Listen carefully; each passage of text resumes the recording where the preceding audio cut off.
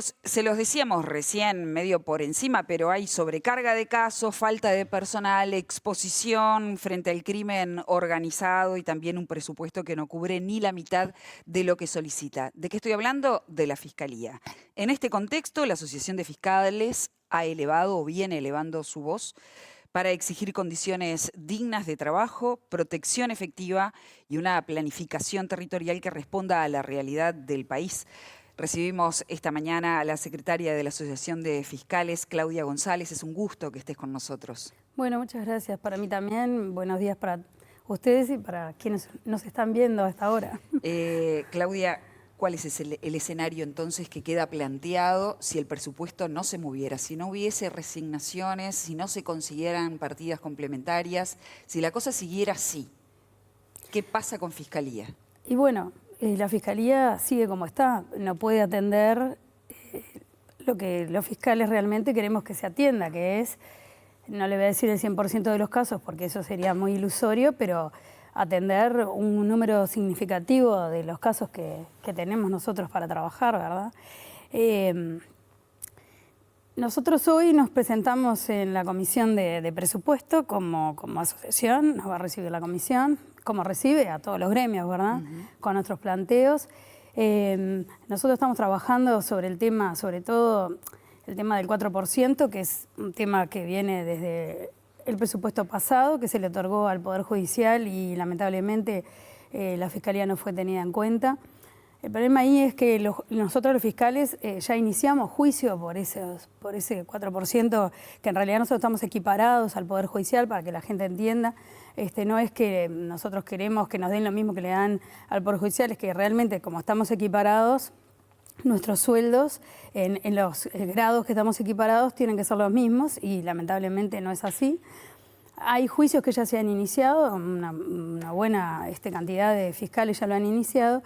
Y bueno, como pasa siempre en las tratativas y como pasó porque ese 4% es un resabio de aquel 26% que la gente quizás aún recuerde, lo que se hace siempre es, forma parte de la tratativa que se resigne es el pasado, o sea, esos 4 o 5 años que los fiscales no estamos recibiendo, 4 en realidad, que los fiscales no estamos recibiendo este dinero, para recibir a futuro lo que nosotros estamos, en realidad lo que nosotros debemos de recibir. No se está logrando una cifra que nosotros pensemos que la gente que nos acompaña, que los asociados vayan a resignar ese pasado. Entonces, lamentablemente, es un juicio más que el Estado va a tener que pagar porque... ¿Qué desfasaje tienen, Claudia? Bueno, nosotros, fíjese que nosotros hace 4 años que no estamos cobrando ese 4% mensual. Entonces, hay gente que esos juicios son 100.000 pesos, por ejemplo, que está solicitando. Hay más y hay menos. Entonces, realmente, cuando uno le dice, bueno, lo que estamos negociando es un 1% por año, no parece significativo. Entonces, bueno, lamentablemente pensamos que eso, vamos a seguir las tratativas, pero pensamos que eso no se va a lograr. Y ustedes me dirán que en realidad el sueldo y ese 4%, pero para el trabajo que hacen los fiscales y para, la verdad, la entrega que le dan a ese trabajo, realmente... tener que pelear por estas cosas, para nosotros no es algo, a nosotros no nos hace bien esto de tener que pelear por estas cosas, porque primero ante la opinión pública la gente no lo toma bien, y obviamente que no lo toma bien, porque esta gente que está peleando por esta plata, pero realmente, ¿por qué nosotros tenemos que hacer la vista gorda a una inequidad que en realidad debería de haberse ya solucionado y no tendríamos que estar nosotros en esta situación? Realmente es complicado, ¿no? Y bueno, otro de los temas que lleva la asociación y que lamentablemente no fue tenido en cuenta por la fiscal de corte, hoy subrogante, es el tema de la equiparación de los adjuntos y los adscriptos. Los adscriptos hoy formamos parte del casi el 86% de la plantilla. Yo como es lo que digo, es como una fuerza laboral muy importante. Los adscriptos, fíjese que en el interior trabajan solamente departamentales, fiscales departamentales y adscriptos. En Montevideo sí la figura del adjunto está presente, pero no en todo. Yo, por ejemplo, en mi fiscalía no hay adjuntos y en mi piso creo que no hay ninguno. Entonces, hay una diferencia ahí también salarial muy importante. Y bueno, hace mucho tiempo nosotros, ya desde el doctor Díaz, nosotros venimos reivindicando esa equiparación. Lamentamos que la doctora Ferrero, que en ese momento era fiscal como hoy, de estupefacientes, formaba parte del gremio y en la asamblea donde fuimos mandatados para hacer este tipo de planteos, ella formaba parte del gremio y lamentablemente ahora ella no está de acuerdo con esta equiparación y lamentablemente también no la llevó en su propuesta. Claudia, para que la gente entienda justamente, ¿no? Ustedes hablan de la saturación que tienen los fiscales, de los miles de casos que tienen acumulados. ¿Tienen un criterio para priorizar y decir esta denuncia sí, esta denuncia no? ¿O es también un poco y queda feo decirlo así, pero al grito o a la presión que ejercen desde afuera de los juzgados o de la Fiscalía para que se tomen los casos? Bien, la Fiscalía tiene un organismo que es el que prioriza, en primera instancia es el que prioriza, pero después la segunda priorización le corresponde a los fiscales. Nosotros tenemos instrucciones generales que justamente lo que hacen es eso, indicarle al fiscal que puede poner el foco en determinados casos y en otros dejarlos un poco de lado, justamente por criterios de priorización. También ahí tenemos un tema, nosotros hemos estado en tripartita todo este año y dentro de los temas de la tripartita, con la tripartita, para que la gente entienda, los que no están, quizás es que nosotros estábamos en bipartita en la Fiscalía, tratando con la fiscal de corte y se cortó el diálogo, entonces tuvimos que ir al Ministerio de Trabajo. Estuvimos todo el año en el Ministerio de Trabajo, no se logró prácticamente nada. Uno de los temas era que se citara a las instrucciones generales porque hay muchas que lamentablemente ya están obsoletas, ¿no?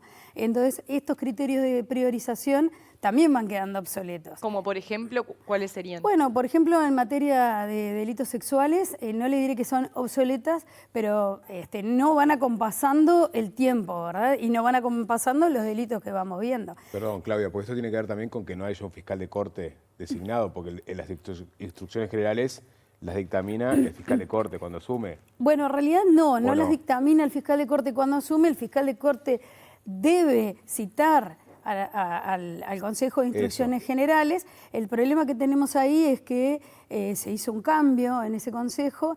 El Poder Ejecutivo tenía una voz de veto y nosotros consideramos que eso debe cambiar, no debe ser así.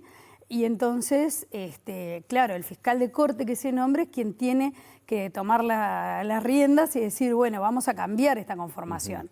Cuando nosotros en esta tripartita se lo planteábamos a la fiscal de corte subrogante, ella dijo que hay que esperar a que nombren al nuevo fiscal de corte. Bien, Claudia, entonces ahí aprovecho para preguntarte. Recién mencionabas que en el caso de la equiparación y algunos reclamos que hace la Asociación de Fiscales, la fiscal subrogante no había acompañado, habiendo sido parte anteriormente de esa asociación. Entonces la pregunta concreta es, dado que parte del sistema político dice que por qué no se resuelve dejar a Ferrero como fiscal de corte efectiva, ¿qué posición tendría la Asociación de Fiscales si eso sucediera?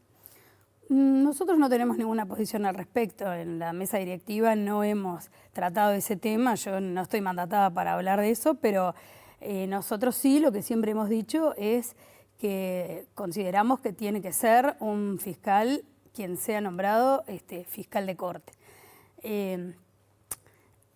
Yo no tengo nada contra la fiscal subrogante que se encuentra hoy, la doctora Mónica Ferrero. Ninguno de nosotros, los que formamos parte del gremio.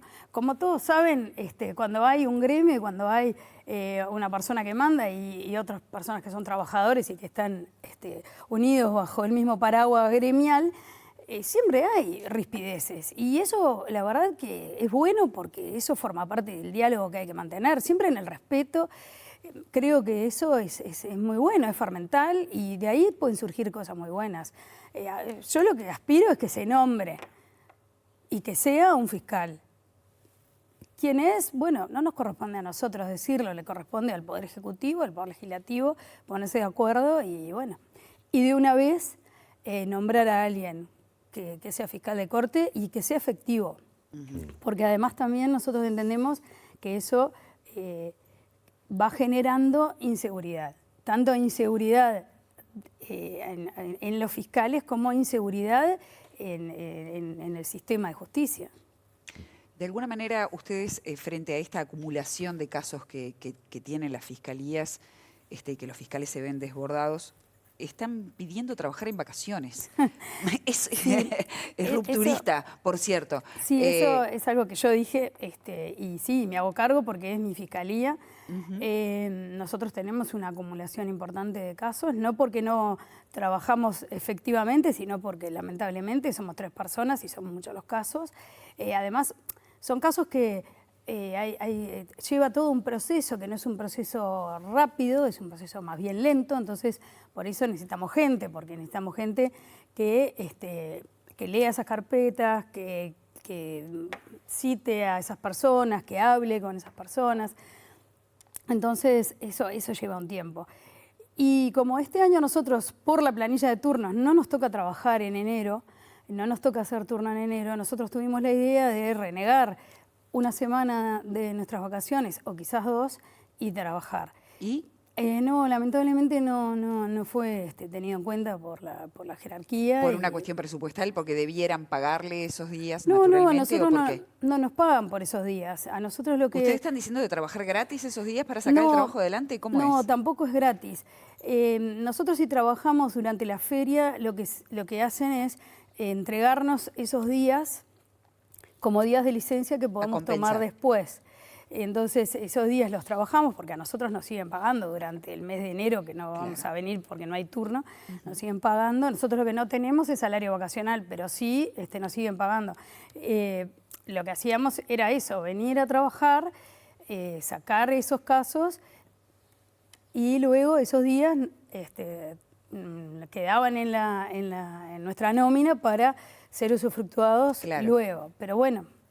Cuando bajaran de 1.500 a 1.400 casos. Claro. ¿Y bajo qué argumento no les permitieron? ¿Cómo, perdón? ¿Cuál fue el argumento para no dejarles? Bueno, el argumento, la verdad que yo no lo manejo, simplemente no ahora, no nos parece.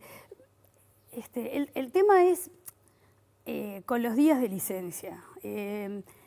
Nosotros estamos peleando por 5 días de cuidado, yo creo que vine acá y lo dije, 5 días de cuidados, porque nosotros sí lo que usufructuamos es, por ejemplo ahora en enero nosotros no trabajamos a no ser que estemos de turno, en enero y en julio. Puede estar de turno en julio y trabajar, pero si no trabaja ni enero ni en julio, usted tiene ese mes de vacaciones y después tiene 2 semanas en julio. Nosotros efectuamos un trabajo que es muy mental, muy cerebral y con mucha carga emocional. Entonces, quizás al que está escuchando le parecerá, pero esta señora, ¿de qué se queja? Digo, yo no me quejo de nada. Digo, en realidad es muy bueno tener todos esos días porque usted tiene que ir bajando la carga mental del trabajo, porque al principio usted sigue enganchado. Pero bueno, el problema es que luego...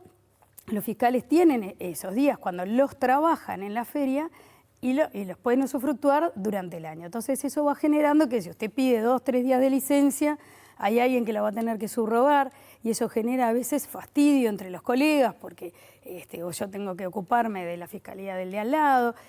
Lo que se había solucionado eso en el pasado con el doctor Díaz era que los propios colegas que están en el equipo de trabajo subrogaban su propia fiscalía. Entonces ya no generaba más ese conflicto y esa rispidez. la fiscal de corte subrogante suspendió eso, porque claro, a usted como adscripto le pagan el porcentaje de compensación a la persona que usted está subrogando, en este caso un titular que cobra más que usted. Entonces usted no puede estar haciendo la tarea de una persona que cobre más sin estar cobrando esa diferencia. Entonces, por falta de recursos, esto se suspendió. Entonces, ¿qué fue lo que sucedió? Se sacó una resolución en la cual usted no puede salir días de licencia si está de turno, si no arregla con los demás colegas. Entonces, yo creo que viene un poco por ahí de no permitir que el fiscal tenga en su bolsa 5 o 6 días más de licencia. ¿Y yo por qué lo enrababa con los días de cuidado? Porque a nosotros, cuando fuimos a la tripartita, lo que nos decían es, pero si ustedes tienen enero y tienen julio, sí, pero yo entonces le tendría que pedir a mis familiares que se enfermen en enero y en julio, porque yo después no podría acceder a tener días de licencia para cuidarlos, ¿verdad? Parece ridículo lo que estoy diciendo, pero en definitiva es así. O sea, yo si no tengo días en mi bolsa para poder usufructuarlos, al no tener días de cuidados tengo que usar días de licencia propios. Y bueno, la persona se tendrá que enfermar o en enero o en julio, o si no, lo cuidará, vaya uno a saber quién. Una ingeniería de recursos humanos. Claudia, ¿qué pasa con la seguridad de los fiscales? Porque en una ocasión han planteado la necesidad de reforzar la seguridad, sobre todo de algunos fiscales que trabajan en fiscalías que tienen alto riesgo. Pero la otra pregunta también es, ¿todos los fiscales están dispuestos a tener seguridad? ¿Ser acompañados por policía, por ejemplo? Sí, yo primero voy a empezar, si usted me permite, porque es público lo que dijo la doctora en la comisión de senadores. Ay, perdonen, pero No, en la está primavera bien. es mortal. Tenés agua y Sí, malditos gracias. plátanos, decimos acá. Ella dijo los fiscales tienen miedo. Yo me voy a permitir discrepar. Los fiscales no podemos permitirnos tener miedo. Usted si es fiscal y tiene miedo, la verdad que tendría que replantearse la figura y bueno, lamentablemente sí puede tener miedo, pero entonces tendría que replantearse la figura. Los fiscales lo que estamos teniendo es un problema de seguridad, que es diferente a lo que se dice, ¿verdad? El problema de seguridad radica en que usted me está diciendo que hay gente que tiene custodia, pero yo le diré que, por ejemplo, en Montevideo el 80% o más de los fiscales utilizan el transporte colectivo, ¿verdad? Entonces usted puede ir sentado al lado de la madre del imputado, de la tía, del hermano, y usted no sabe que está al lado de esas personas. Hoy en día los fiscales son cada vez personas más públicas, más evidentes. Antes nadie sabía, mi madre fue fiscal 25 años y nadie sabe quién es mi madre, pero hoy en día los fiscales tienen una visibilidad. Entonces, es una cosa bastante preocupante que usted vaya en el transporte colectivo con alguien que usted no sabe quién es quien tiene al lado. Y esa es la realidad de la inmensa mayoría de los fiscales. Por otro lado, usted tiene fiscales en el interior, por ejemplo, que caminan a la fiscalía, abren la puerta, entran al imputado, salen a las 9, 10, 11 de la noche, caminan nuevamente hacia su casa. El interior, por suerte, no ha perdido eso de que mucha gente se conoce, saben a dónde mandar a sus hijos a la escuela, dónde vive, quién es su marido o su esposa. Entonces, digo, eso visto, por ejemplo, en la lucha contra el narcotráfico, porque en el interior los estupefacientes los hacen los fiscales del interior, es un poco complicado, porque digo, si a una persona que tiene custodia se cruza esa línea y se atenta a esa persona en su propio domicilio, imagínese una persona que camina hacia su trabajo. Entonces, porque ahí planteaste, por ejemplo, van en bondi. Sí. Tendría que tener, por ejemplo, un auto que los traslade desde su casa. Estoy pensando en alternativas para mejorar la seguridad de las personas que se exponen a estos riesgos que acabas de plantear. El problema es que... Pues el problema va a estar siempre. Claro, no nos podemos psicotizar. Uno lo que tiene que hacer es evaluar los riesgos. Entonces, digo, amenazas hemos recibido todos, yo he sido amenazada, pero digo, uno evalúa los riesgos y evalúa esas amenazas, algunas las eleva a la jerarquía, otras no, porque le parece que no, esto no como dice coloquialmente, esto no da, la verdad, bueno, perfecto. Pero uno no se puede psicotizar, porque entonces se terminó, va a trabajar justamente con miedo, y eso es lo que nosotros no queremos. Yo no digo que trasladen a todos los fiscales de determinada manera y vivan protegidos, no, todo lo contrario. Pero sí, bueno, esos fiscales que van caminando a su sede no tienen siquiera una cámara en la puerta de la sede. Fíjese que hace un tiempo, ya hace unos cuantos años, una persona atentó contra una de las fiscalías, la quiso quemar porque consideraba que si quemaba la carpeta que estaba ahí dentro, sin saber que en realidad está todo en el sistema, él no iba a ser imputado. Y la fiscalía tuvo que utilizar para la investigación las cámaras del vecino de al lado, porque obviamente al no tener cámaras, bueno, tuvo que utilizar las cámaras del vecino de al lado. La verdad que uno habla de ciberdelincuencia, de narcotráfico, pero cuando uno lo baja a la realidad y sabe que hay fiscalías que no tienen ni siquiera un policía en la puerta, no tiene una cámara, ¿no? Entonces, ¿de qué realmente estamos hablando? ¿Y dónde estamos poniendo los recursos, ¿no? ¿Cuál sería, Claudia, entonces la medida acorde o que les daría un salto cualitativo en la seguridad de los fiscales? ¿Poner cámaras en todas las sedes? ¿Poner policías en todas las sedes? Bueno, por lo menos empezar por ahí. Por lo menos empezar por ahí. Hay sedes que tienen policía, pero, por ejemplo, usted trabaja a veces hasta las 9, 10 de la noche porque usted tiene un operativo muy grande y el policía a las 8 de la noche, hasta luego. Entonces, usted a las 11 de la noche va a salir de ahí como única protección la llave que cierra la puerta o que le abre su auto o la bicicleta o la moto o camina hasta su casa. Entonces, ese tipo, yo no digo que hay que blindar a los fiscales y hay que trasladarlos en camiones blindados, no.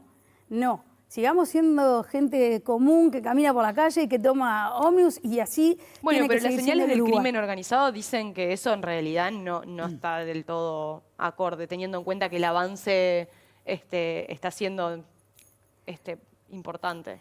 Claro, no todos hacemos cuestiones de crimen organizado, por eso le digo, hay fiscales que son de flagrancia, hay fiscales como yo que somos de delitos sexuales, por supuesto que hay fiscales que trabajan el crimen organizado y deben ser custodiados conforme, pero tenemos ya también, a las pruebas me remito, ¿no? La doctora trabaja con el crimen organizado y la organización de seguridad no era tan buena, me parece a mí, ¿no? Esto no tiene nada que ver la asociación, a mí no me parece que fuera tan buena. Pero... ¿El ataque a Ferrero lo ves como un ataque a esa fiscal o lo ves como un ataque a la fiscalía en general?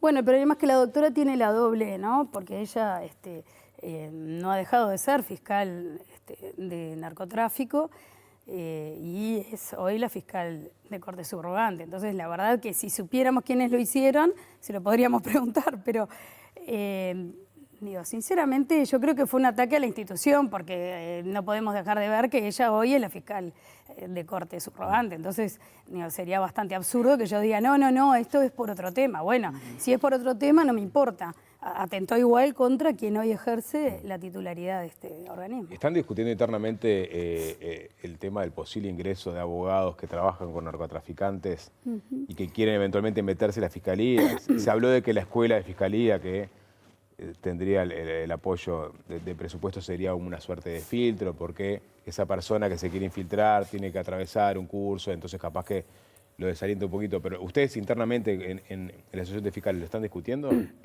Bueno, el primer tema que usted me plantea, nosotros incluso lo hablamos con la doctora cuando todavía teníamos un diálogo fluido en la bipartita. No existe en la normativa nacional algo que nosotros podamos utilizar como para impedir eso. Eso iría en contra, además, de la libertad del trabajo. Y yo creo que eso le corresponde a quienes hacen las leyes o al Poder Ejecutivo, quien es el que diseña la política criminal, tomar cartas en el asunto y decir, bueno, vamos a ir por acá. De todas maneras, a mí me gusta hacer un ejercicio que es, si hay una persona que usted sabe que trabajó, no porque haya defendido, porque a veces uno puede defender al tío del primo, entonces no, una persona que usted sepa que realmente trabajó con este tipo de organizaciones. Bueno, en definitiva, usted sabe que es esta persona. A mí me preocupan los que uno no sabe. Nosotros ya tuvimos dentro de Fiscalía problemas de filtraciones, incluso no solo de filtraciones, gente que fue formalizada y penada por este tipo de casos que no teníamos ni la más básica idea que podrían estar en esta situación. Entonces, a mí la verdad que los evidentes no son los que me preocupan los tapados. Claro, es obvio que, si alguien fue, abogado de un connotado narcotraficante, justamente capaz que esa organización no lo elige a él para infiltrarse porque lo conoce todo el mundo, que él en todo caso elegiría, como la película de Los Infiltrados, ¿no? Elegiría a alguien que nadie conozca. Ese es el planteo que haces tú. Pero no, ¿cómo lo detenés eso entonces? Bueno. No lo podés detener. Bueno. Hoy no tienen herramientas. Hay que mantener siempre un sistema de control de quién saca información, quién da la información. Eso hoy en día en el sistema que nosotros trabajamos existe. Pero bueno, yo creo que en la escuela no es algo que va a funcionar para eso. Ya me tienen que haber escuchado. Yo digo que es una buena idea, muy buena idea, pero no es el momento indicado. Yo he estado en la escuela judicial en España. Nosotros lo que vemos es que esto fue una idea que se planteó, se votó en primera instancia en diputados, pero no está el planteo de cómo se va a organizar. Entonces, yo, por ejemplo, si tomo la experiencia que tuve en España, ahí los jueces concursan, entran en la escuela judicial, están 2 años trabajando ahí en la escuela, y digo trabajando porque el Poder Judicial les paga durante esos 2 años. Nosotros no estamos en este momento en circunstancias de poder pagarle a un fiscal 2 años sin sentarse en una fiscalía. Claro. Hoy estamos necesitando personal, pero así, como agua. Entonces, ese planteo no. Y por otro lado, los rubros que le han otorgado a esa escuela, para mí, son bajos. Entonces, creo que el planteo es que los fiscales sean quienes van a dar esos cursos. Entonces, otra vez volvemos a lo mismo, a recargar a los fiscales. Entonces, por eso digo, quizás para mí el método hoy más efectivo es concursar a esas personas y que se sienten al lado de los fiscales y que aprendan al lado de los fiscales. Claudia, me parece que es lo ideal. Se nos está terminando el tiempo. No, lamento cortarte, pero te tengo que hacer una pregunta antes de irnos al móvil.